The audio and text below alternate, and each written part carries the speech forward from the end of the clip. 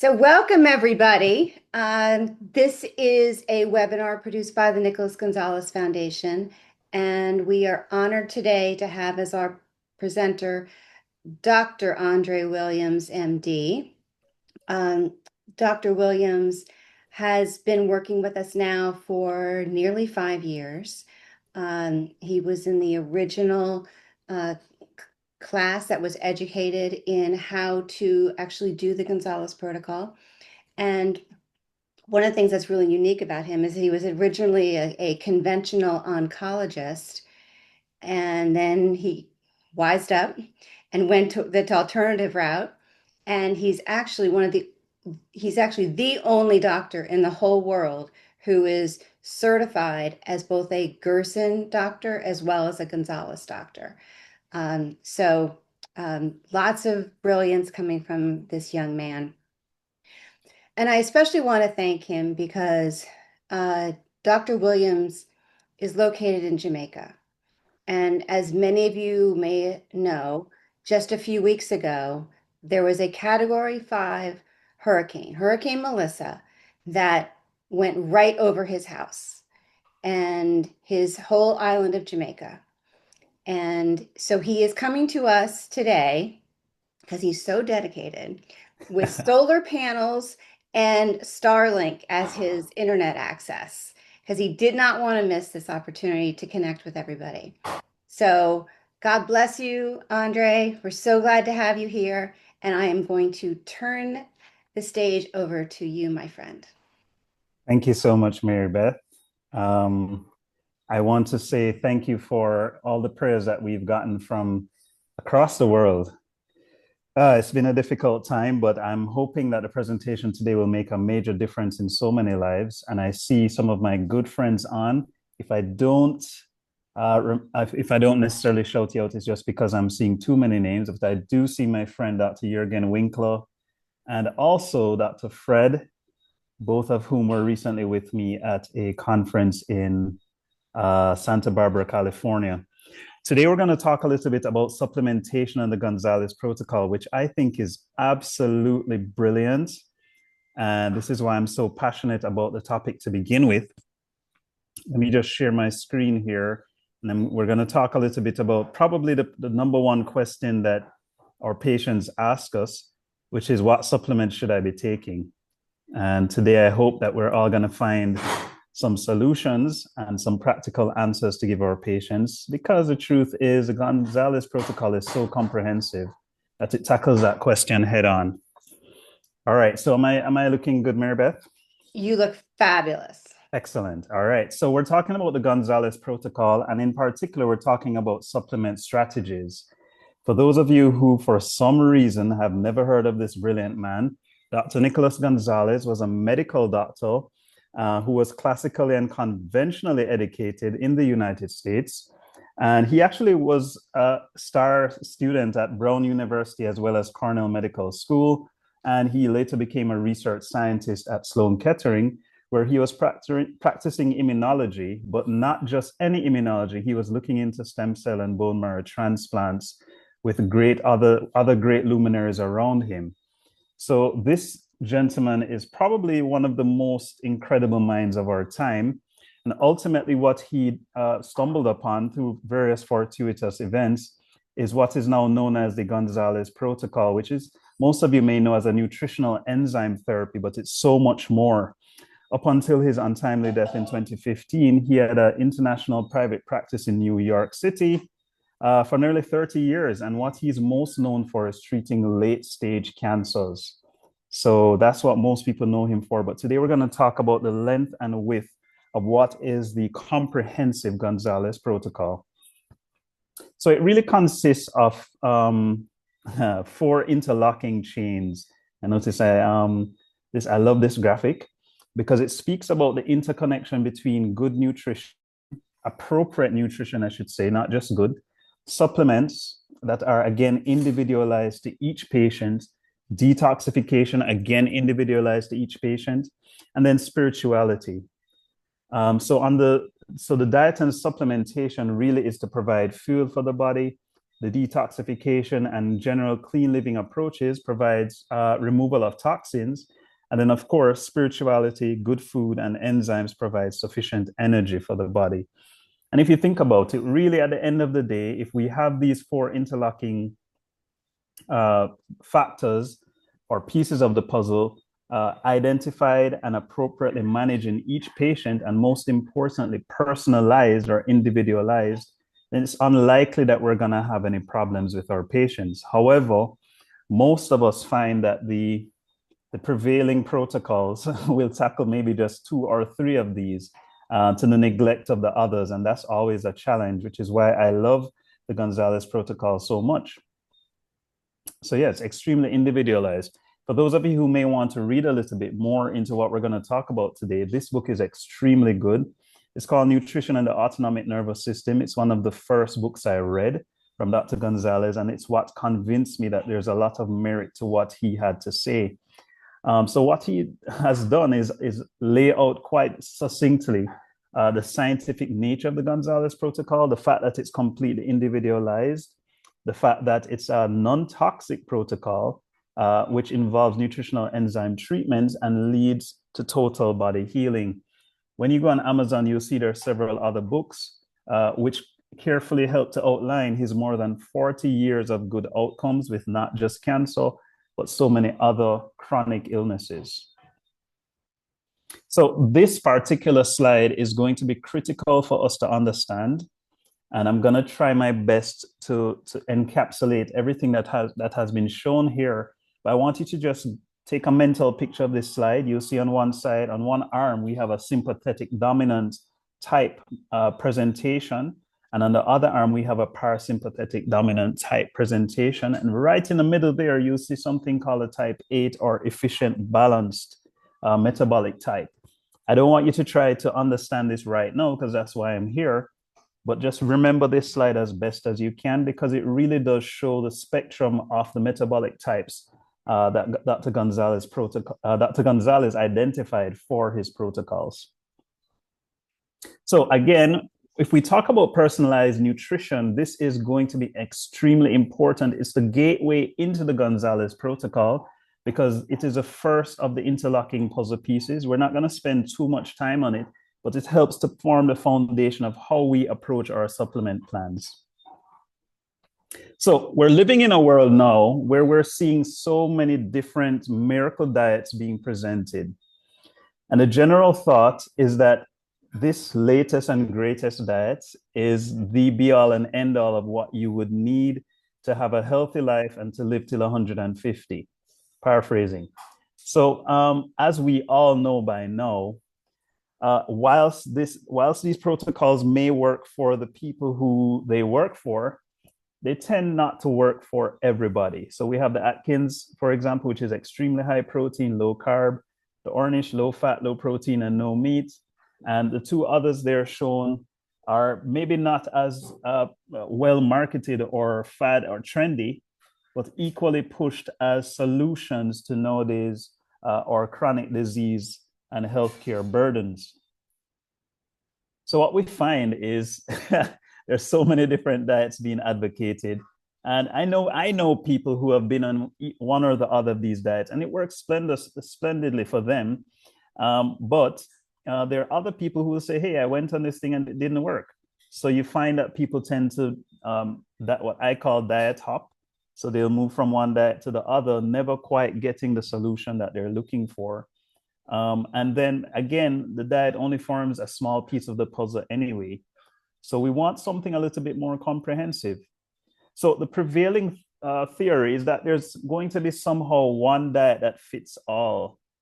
But we find that it always fits a few, and these are generally the loudest advocates for that diet, but hardly does it ever fit all. In fact, it never does. There's always going to be a good percentage of clients on a specific diet who actually get no benefit or feel worse whilst on that diet.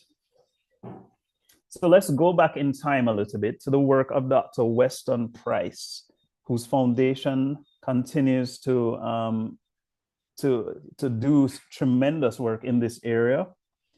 He passed away in 1948, and he actually was a dentist, which I find pretty interesting because I have a lot of respect for dentists, and I find a lot of the great work tends to be done by dentists in parallel with medical doctors. So he practiced during the early 1900s, and he actually traveled the world looking at various what he called primitive tribes, or more appropriately or politically correct would be to say tribes that follow the traditional type of diet or the traditional type of lifestyle. Let me see if I'm blocking here. Can you guys see the slide okay? Am I good? Yes, you're doing great. Okay, because it's kind of blocking on my end. That's all right. So what he noticed was that he was obviously looking primarily for the health of the teeth in the different, what he called primitive civilizations, which we'd never accept now. But he traveled, for example, to Switzerland, where he went into one area of the Swiss Alps that was more or less living the same way they had for centuries.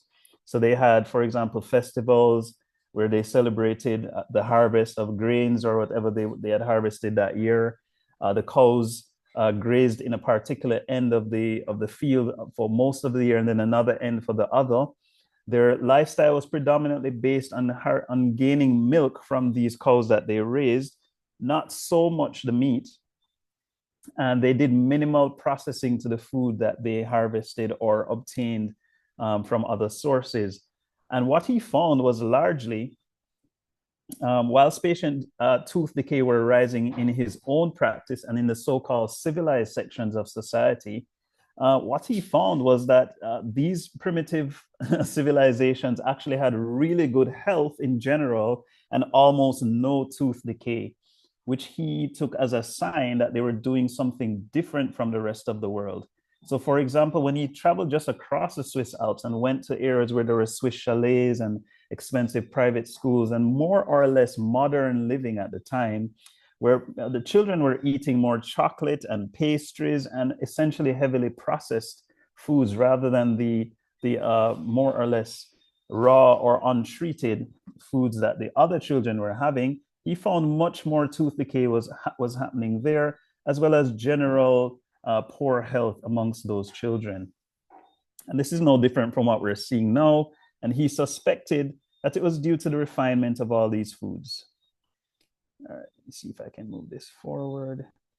So what he basically observed was what we now know but often neglect, which is that across the world, there is a variety of food available to the specific geographic locations that the indigenous tribes live in, or the people who live off the land still live in. So for example, on the far extreme north, we have the Eskimos, who, as you could imagine, don't have the privilege of having lots of carbs or vegetables. And so they tend to have 80% fat in their diet, almost 0% carb, and mostly fish and whale blubber as their sources.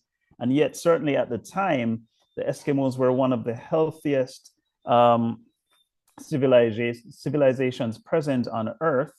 Similarly, within the Amazon, we find a similar finding, which is that they have largely organ meats, abundant fruits and vegetables, and again are extremely healthy. When we visit the South Seas, we see mostly seafood consumption, as well as lots of pork and fat and products derived from coconuts. And again, these people are extremely healthy, or certainly were at the time when Dr. Weston Price traveled. And of course, I gave you the story about Switzerland, where they had heavy dairy consumption. They had lots of dense rye bread, very, very minimal processing, and a few vegetables. So these findings and the wide spectrum of diets amongst these otherwise healthy people kind of fly in the face of what we now tend to accept, which is that there's some sort of magic diet that everybody should have. Certainly, these people did not have a magic diet, but they did eat what was native to their geographic location, and they benefited from it immensely. So again, I mentioned that in these particular areas of the world, what he observed were healthy, sturdy children with almost no tooth decay. And this was significant for him as a dentist, because he practiced at a time when there was so much tooth decay prevalent amongst his own patients, and certainly amongst the modernized areas of the world. So he basically pointed out that there were six principles of the traditional diets. Um, MB, I think the poll is kind of blocking my screen. How do I close it? I don't have the poll up. Yeah, I thought not. All right. I'm gonna ask you then to just read that for me because I'm not able to quite see everything. Absolutely. So Dr. Price summarized his principles for leading a traditional diet as the first is that all humans actually adapted to a variety of diets. So back to the earlier point, there is no one diet. Secondly, he pointed out Sorry. that I'm no sorry. traditional group, I mean, can't do it from my memory, um, I'm trying no my best traditional here. group. Let me see how. Okay, got it. You're good. Go ahead. You just need to load the Yeah, words. there you go. Nobody was on a vegetarian diet, Yeah, and definitely nobody was on a vegan diet. yeah, Can you go back, please? yeah. I don't know why. Okay, I think I can control it. Yes, you can. So, nobody was on a vegan diet or a vegetarian diet. Very few people were on a low-fat diet. Right. I don't know, is Hurricane Melissa happening again? What's going on here? It keeps on changing. Let me get Yeah, to this real quickly. Number four, if you could load the screen, please. yeah. Got it. He also noted that these traditional diets were all based on what was available to these people locally, and the foods were all whole foods and completely natural. Um, a couple of the traditional food groups, human groups, actually consumed some raw food. So you're going to Yeah, see coming on in a little bit when you show the Gonzalez diets that we do include some raw foods.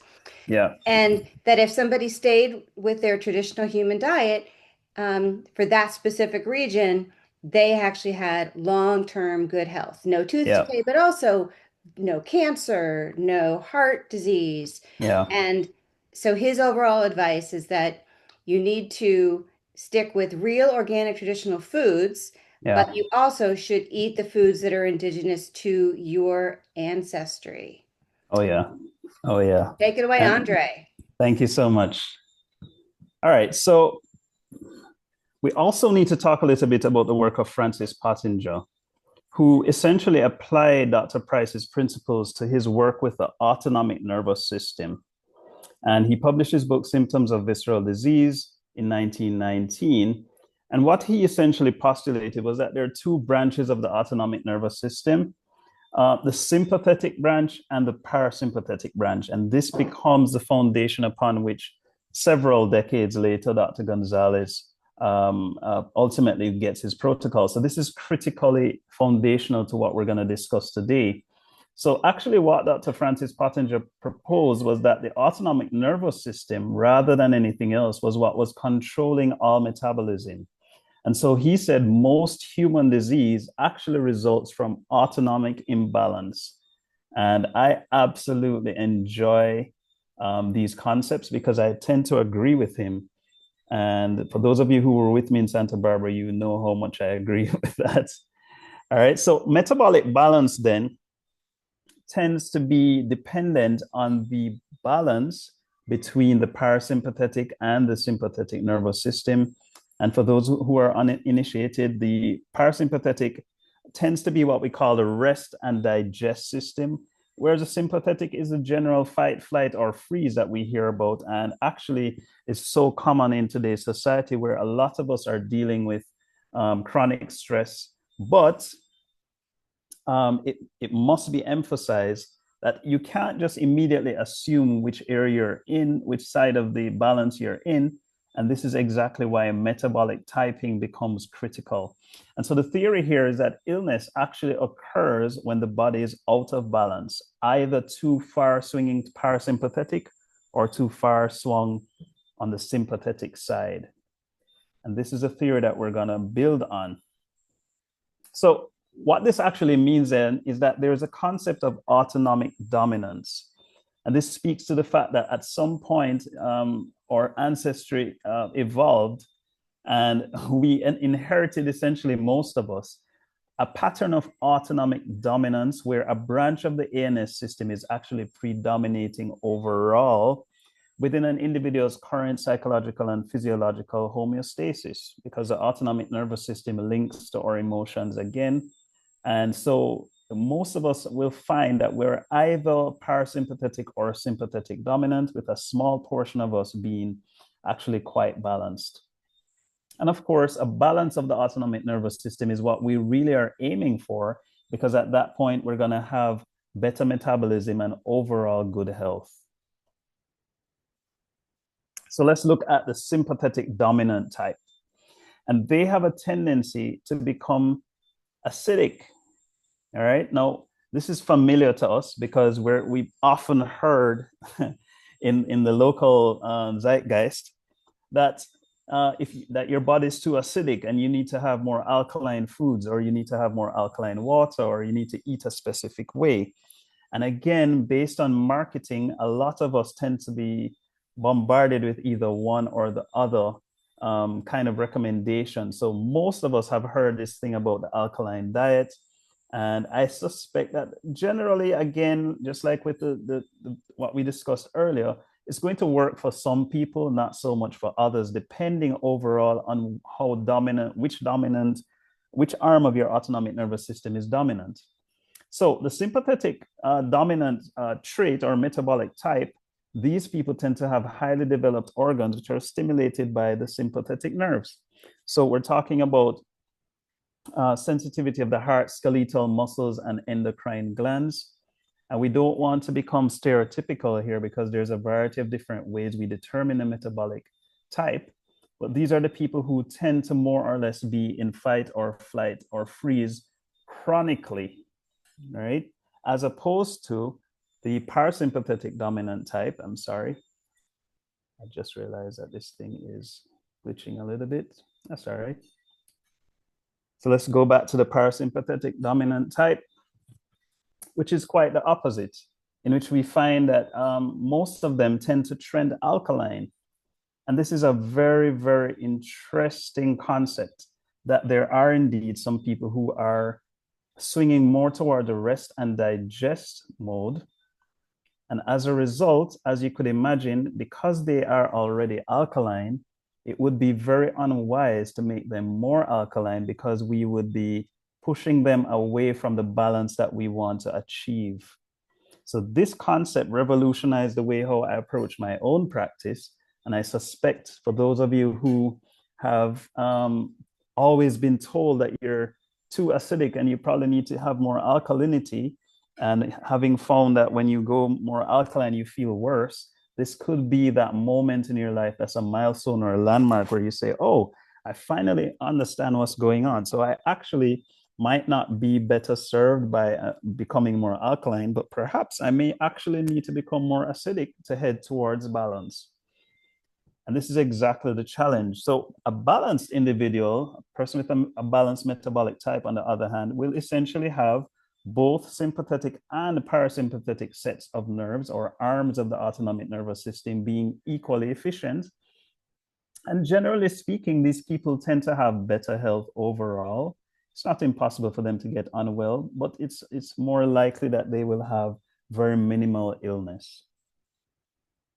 So generally speaking, when we look at the work that was done before, we can say, therefore, that the sympathetic metabolic types, generally evolved from ancestry that were native to tropical zones of the earth. Because sympathetic types tend to run more acidic, and as a result, being in a hot climate would tend to alkalinize them. Again, the local nutrition in those areas also is very high in a plant-based diet. And as a result, what will happen is, again, this will tend to trend them towards being away from being acidic and towards being alkaline, which ultimately has them, finding themselves somewhere in the center or balance. And this is probably why so many of the civilizations that were present in these areas were so healthy, because they ate a high plant-based diet, and the hot climate also helped to push them towards center. As opposed to the parasympathetic type, who evolved in the Arctic zones, the colder areas of the Earth, where because they are already alkaline, the cold climate of their surroundings would naturally cause them to trend towards being acidic, which would push them towards center. And the local nutrition, as we highlighted earlier with the Eskimos, is high in animal-based acidic foods. So again, they normally would trend alkaline, and this was essentially compensated by their surroundings as well as by their prevalent nutrition, and led to them actually being quite healthy. Of course, the balanced individuals would live in the temperate climates, and they would thrive on a wide variety of both plant and animal foods. And because of this, they generally would stay center, but could lean slightly acidic or alkaline, depending on what was going on in a time of stress. So what that means, therefore, is that if we want to adhere to what Dr. Gonzalez ultimately designed, we would need to ensure that we evaluate each patient based on their metabolic type. So it no longer becomes about simply prescribing a specific type of diet or specific type of supplements, which is what we're going to talk about today.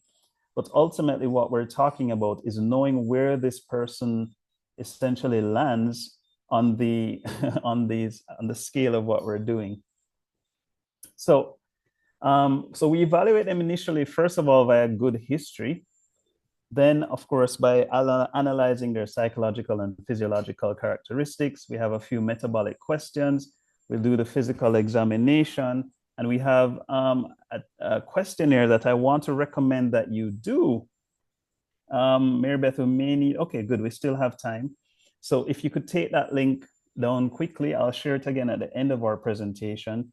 It's a lovely way of getting the general gist of your metabolic type, not to be used by people who have chronic illnesses, certainly nothing severe such as cancer, but generally, if you're in reasonably good health, it would be useful to you to take that test. Remember that coupon code at the bottom there, because it gives you an idea of how you should be eating, and it actually provides you with a really nice electronic booklet after you've done the questionnaire that adheres to the type of metabolism that you have and gives you good advice on how you should be eating overall. So I highly recommend that you do that, provided you don't have any serious illnesses. All right, so we're back to the concept of sympathetic and parasympathetic dominance. I have to lay this foundation because it's going to lead into what we're talking about by way of supplements. So by now, you should be able to appreciate that someone who is sympathetic dominant generally has an acidic baseline status. They tend to be acidic in their body. And as a result, the compensatory dietary plan for them would be a vegetarian leaning approach. Now, notice that I didn't say that everybody should have a vegetarian leaning approach, which is what we keep hearing a lot nowadays, but rather, if we can identify appropriately those who are sympathetic dominant, then these people should be offered a vegetarian type diet or a vegetarian approach. Remember now, nutrition is just one arm of the 4 interlocking pillars of the Gonzalez Protocol, but I wanted to make sure that everybody understands that we are not advocating for everybody to get the same diet, but we're advocating for appropriate typing. And of course, on the other hand, we have the parasympathetic dominant metabolic type, whose baseline, surprisingly, is actually alkaline and not acidic. And in those cases, those individuals should be offered a carnivore-leaning dietary approach. And as we shall see soon, we're going to recommend for them a supplement plan that, again, matches their metabolic type. So I was able to use those first couple of slides to lay the foundation for essentially what the nutrition and the Gonzalez Protocol speaks to, but I also use it as a way of communicating why we do personalized supplementation on the Gonzalez Protocol. And for those of you who are bright students, I'm sure you've already kind of guessed where this is going, because again, we're going to have different people who are presenting to us, and some of them may actually be sympathetic dominant, some of them may actually be parasympathetic dominant, and some of them may be balanced. So as a result, our nutrition plan is going to have to match their metabolic type, but also our supplements should be geared, very important point.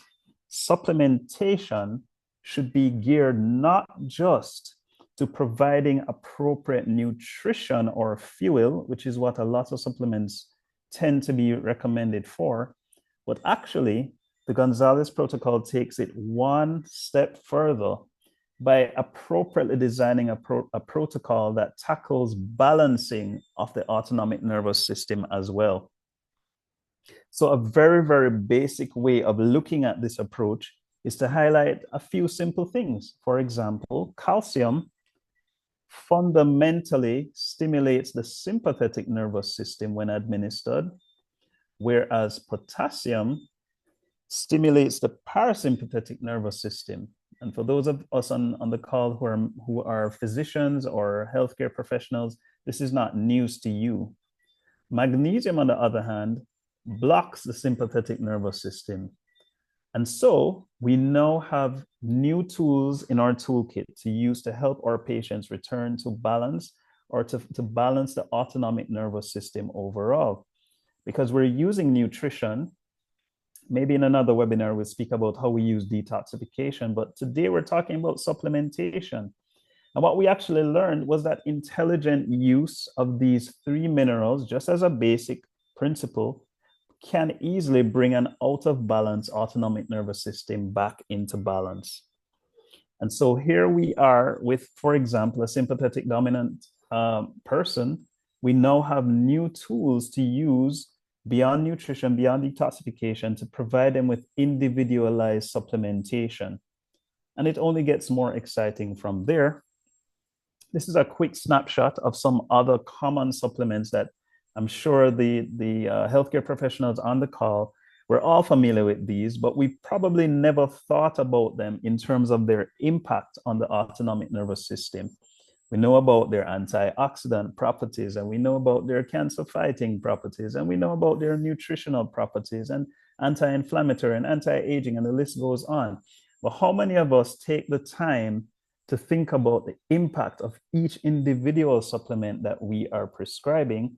Or as a patient, one of our health warriors who, or wellness warriors who is very aware of the latest supplements and vitamins that are, I like to use the word trendy, hope that's not offensive.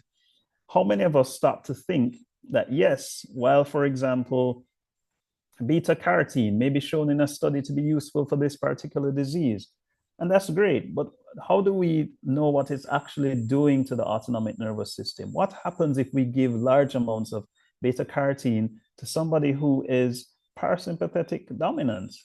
What kind of impact is that going to have on those patients? It's a little bit tricky, but Dr. Gonzalez made it a lot easier for us to provide a personalized approach. And so what that means then is that every single supplement that we recommend for a person's protocol is recommended with these impacts in mind.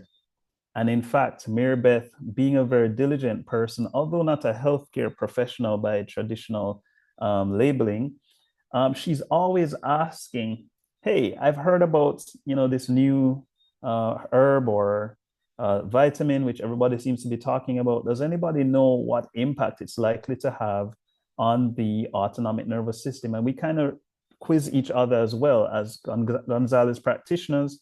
We say, hey, what do you think this would do to the autonomic nervous system? Because ultimately, we want to go beyond just getting the nutrients from these things. That's helpful.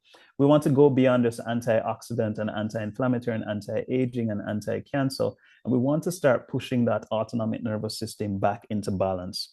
So we're not going to go into detail about each individual supplement, but you see magnesium and potassium highlighted there as fundamentally pushing the body towards the parasympathetic arm of the autonomic nervous system, whereas you see calcium on the other end highlighted as being acidifying fundamentally. And it gets more complicated. We don't need to go there today. It has a lot to do with the actual salts that are being formed, but there's no need to go into the details of that today. I just want to make you aware of this concept.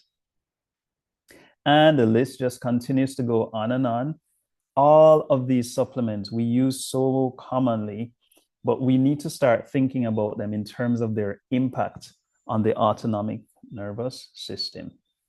So I'm sure many of you have at least three of these in your in your pantry or in your little medicine cabinet. I know I have a whole list of different ones. However, the difference between you and I is the reason why I have all my supplements is that I've been on the protocol myself, certainly for the better part of this year. And so I already know my metabolic type, and I know that each supplement I'm taking is geared towards a specific purpose. And that's a differentiating factor. So, what happens if tomorrow morning you wake up and you find out that every single supplement here is absolutely good for you, and you have a study to back up every single supplement that you see here, and you turn on the news and somebody's saying, wow, riboflavin is the number one supplement needed right now. And I'm not describing a fictional type setup. This is our reality. So how do we make sense of all of this? And the way we do it is to find our metabolic type, and essentially, as it relates to supplements, you really need to be guided by a Gonzalez practitioner. So the diet is, when you do your metabolic test, metabolic quiz online, you can pretty much figure out what your diet should be. The supplements are a little bit more tricky because dosages and so on need to be calculated. I want to emphasize that we also have, as a part of our supplement protocol, probably the most popular part of the Gonzalez protocol, or what he was most renowned for, which is his work with glandulars, in particular, as shown here, pancreatic enzymes.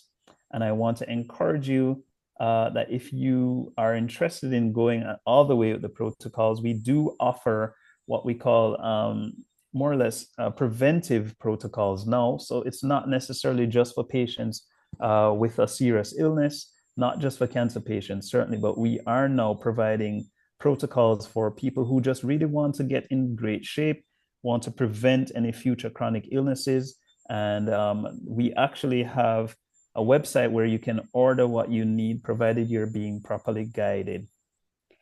Andre, would you mind if I just interject for a minute? Absolutely. Go ahead. So I am thrilled to let everybody know that we have a new business partner in professional formulas, and they are exclusively producing our uh, activated pancreas enzymes, which are really the critical element of our both our preventative programs as well as our cancer programs. And if you go to this website that's on the screen, and I'll put the actual link in the chat as well, Mhm. there's an opportunity for consumers to register and they'll get a 10% discount off their order. And there's also an opportunity for practitioners to have access to all the different glandulars that we recommend. And they can you can offer those at wholesale prices, and then you can also have access directly to the activated pancreas. Um, and then finally, I'm pleased to announce that we have a new relationship with Wilner Chemists um, in New York City, and they ship internationally. So for those of you who know Wilners, they were founded in if you don't know them, they were founded in 1911 in New York City, and they are by far like Nick's favorite place. He used to go there just like a kid going to the pet store to like look at the puppies. Nick would go to Wilner's Chemist to like look at all the supplements, and he had a long-standing relationship with them, and they are now carrying our professional formulas products, so you can order from them directly. Especially helpful for those of you who live outside of the US because they do ship internationally. Professional Formulas ships within the US, and if you need another solution, you just ping me and I'll help you with shipping. But we're thrilled about this new Wilners relationship. And that's my story. Back to you, Andre. Thank you. Thank you. Um, all right. So actually, Mary Beth, I think it's still your story. Okay. So Yeah. when we launched this new relationship with professional formulas in June, we also launched the new Gonzalez Guidance website. And so this is the homepage of the website. And you're going to see there is both the metabolic type test that Andre spoke about earlier, Mhm. and and then if you're looking for supplements, you've got the ones that we just talked about, the glandulars that are available through professional formulas. This is where you would access them. If you're a practitioner, you can register for a wholesale account through this website. And then we have some other resources that we recommend. It's by no means exhaustive, but it's just a few things, different foods and products like enema bags that we recommend for people on the protocol. So we just put it in one handy place for you to reference, and several of those have discounts. So check out this website. It's called gonzalezguidance.com, and I will put the link in the chat. Yep. Thank you. What do we have left here? Oh my goodness. Mirabeth? No. Yes. So one of the things that Don't worry about it. You're better at this stuff than I am. Go ahead. one of the things that was particularly important to us was to make sure that as we move forward with our new relationship with professional formulas, that we continued using all the same raw materials and that Nick always used. So we are continuing to use the exact same raw material supplier.